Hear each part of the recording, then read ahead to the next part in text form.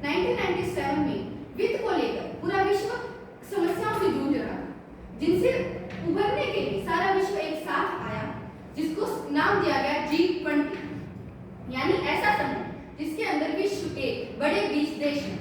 अब प्रश्न उठता है, देश तो इतने सारे हैं, बड़े 20 देश ही क्यों?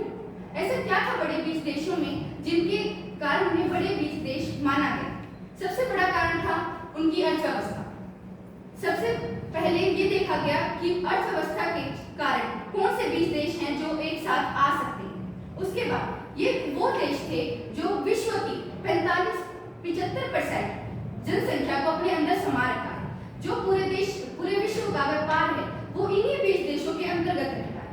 ये जो बड़े 20 देश हैं, इनमें Bharat, China, America, Russia, Japan, इस तरह के बड़े बड़े देश हैं जो आधुनिक तरफ पे हर देश से आगे हैं। उसके बाद G20, हाल ही में आप सबने बड़ी ही चर्चा का विषय सुना होगा कि सितंबर में भारत के अंदर ही G20 का सम्मेलन हुआ। अब G20 का सम्मेलन वह 18वां सम्मेलन था, परंतु G20 का निर्माण तो 1998 में हुआ था। तो 18वां सम्मेलन कैसे? क्योंकि इसके सम्मेलन कुछ समय बाद शुरू किए गए थे। प्रथम G20 केवल वित्त के जो मामले थे उन पर ही बात कर रहा था कि हम कैसे पूरे विश्व को वित्त से जो समस्याएं उत्पन्न हो रही है उनसे कैसे उभारें। परंतु उसके बाद G20 ने देखा कि कुछ ऐसी और समस्याएं हैं जो पूरे विश्व को खंगोलती हैं, जैसे पर्यावरण, बेरोजगारी। उन चीजों के ऊपर भी G20 ने बात करना शुरू किया। अब G20 न केवल वित्त, न केवल बेरोजगारी, पूरे विश्व को आगे बढ़ाने के लिए काम करते हैं। G20 का स्लोगन ही है one earth, one family, one future, अर्थात एक पृथ्वी, एक परिवार, एक भविष्य। भारत ने हमेशा से ही वसुधैव कुटुंबकम को अपना माना है। भारत सदैव ही वसुधैव कुटुंबकम की बात करता है और वही चीज इस बार G20 में नजर आई। इस बार G20 में अध्यक्षता भारत के पास थी, जिसकी अध्यक्षता हमारे वर्तमान प्रधानमंत्री जी ने की।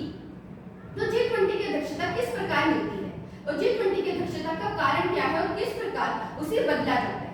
G20 की अध्यक्षता साल दर साल बदली जाती है, यानी हर साल कोई नया अध्यक्ष और किसी दूसरे देश को, नए देश को उसकी अध्यक्षता करने का मौका मिलता है।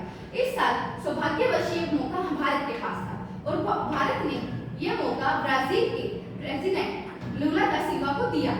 तो ये किस प्रकार से होती है? वो सहमति होती है कि इस बार सम्मेलन कहाँ पे हो, और जैसा कि हम सब जानते हैं 9 और 10 सितंबर को यह सम्मेलन भारत में हुआ। वो बड़ा ही गर्व का विषय था जब दूसरे देशों के बड़े बड़े नेता हमारे भारत देश में हैं। उनके आने से लेकर उनके जाने तक हर एक चीज पर विशेष ध्यान दिया गया। वो कैसे आएंगे, कहाँ रहेंगे, उनकी सुरक्षा, हर एक चीज पर भारत ने खर्चा किया। तो क्या वे खर्चा फिजूल खर्चा था? क्या इस जो G20 उसके सम्मेलन पर जो खर्चा किया जाता है वे केवल फिजूल खर्ची होती है या फिर अपने देश को सिर्फ दिखाने के लिए होती है? नहीं, वो जो खर्चा होता है वो हर एक देश को फायदा देता है। जब हमने भारत की बात की, भारत में जितने भी अन्य देशों के नेतृत्व करने के लिए जो नेता आए उनसे भारत के जो संबंध हैं वो घनिष्ठ हुए। संबंध का क्या अर्थ है? क्या सिर्फ मिलना जुलना बातचीत हो गई, दो नेता साथ बैठ गए, क्या यही संबंध है? नहीं, मुसीबत के समय में वो देश आपकी समस्याओं में सहायता करेगा, वो संबंध होते हैं। जैसे कि रशिया यूक्रेन में युद्ध चल रहा था, उस समय पर अनेकों देश हैं जो कुछ रशिया के साथ तो नहीं, कुछ यूक्रेन के साथ, वो होते हैं संबंध। और आज के जो समय में, उस समय में आपके अच्छे संबंध होना जरूरी है, क्योंकि ये ग्लोबल का समय है, यानी पूरे अगर आपको आगे बढ़ना है तो आपको पूरे विश्व से जुड़कर रहना होगा, पूरे विश्व के साथ आपको आगे बढ़ना होगा। भारत सदैव से ही सबके सुख के लिए बात करता है और वही चीज भारत ने इस बार G20 में डाली। भारत ने G20 को एक और स्लोगन जोड़ दिया, वसुधैव कुटुंबकम, यानी पूरा विश्व एक कुटुंब है। कुटुंब यानी परिवार। हम हरियाणा में एक शब्द प्रयोग किया जाता है कुटुंबा, वही शब्द कुटुंब से रिलेटेड है और कुटुंब ही ऐसा शब्द है जो भारत ने इस बार G20 में दिया। उसके बाद G20 में क्या बातें होती हैं और G20 में जो बातें होती है उनका निर्णय क्या निकलता है और जो वहाँ पे बातें हुई हैं वो किस प्रकार से बाहर लोगों तक पहुँचती हैं। G20 में हर एक देश के बड़े बड़े नेता आते हैं उनके प्रतिनिधित्व करने के लिए।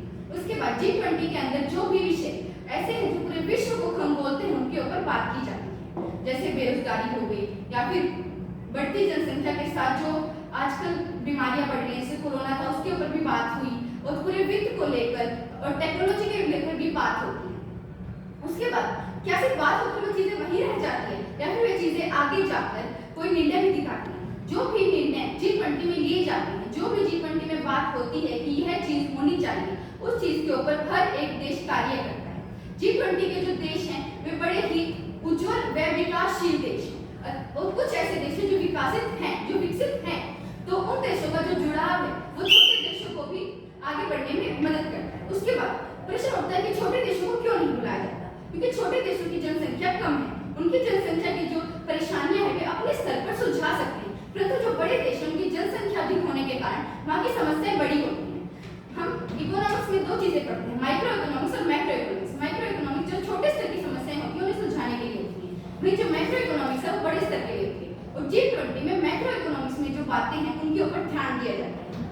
उसके बाद ये जो G20 है ये न केवल जो समस्या है उन्हें खत्म करने के लिए बल्कि एक भावना जगाने के लिए है कि पूरा विश्व एक है, यदि सबको आगे बढ़ना है तो विश्व को एक साथ चलना होगा, क्योंकि न केवल एक देश के आगे बढ़ने से पूरा विश्व आगे बढ़ेगा, पूरे देश को एक साथ काम करना पड़ेगा, पूरे विश्व को एक साथ काम करना पड़ेगा। जैसे कि ग्लोबल वार्मिंग है, ग्लोबल वार्मिंग को बढ़ाने में किसी एक व्यक्ति, किसी एक शहर, किसी एक देश का हाथ नहीं था, पूरे विश्व ने सहयोग किया, तो उसे सुलझाने के लिए भी तो पूरे विश्व का सहयोग लगेगा, पूरे विश्व को ही जागरूक होना पड़ेगा। मान लिया कि एक जगह पर आपने पौधे उगा दिए, आपने बहुत सफाई कर ली और दूसरी जगह पर फैक्ट्रियों से इतना आप प्रदूषण करें तो उस चीज का कोई फायदा नहीं है। इसीलिए बड़े जो देश हैं उनके अंदर कुछ ऐसी बातें होती है कि आप ये चीजें देखिए, ये हमारे पर्यावरण के लिए, ये हमारे विश्व के लिए खराब है और इन चीजों के ऊपर निर्णय ले जाते हैं। G20 सम्मेलन में अमेरिका, रशिया, यह सब यहाँ पर आए।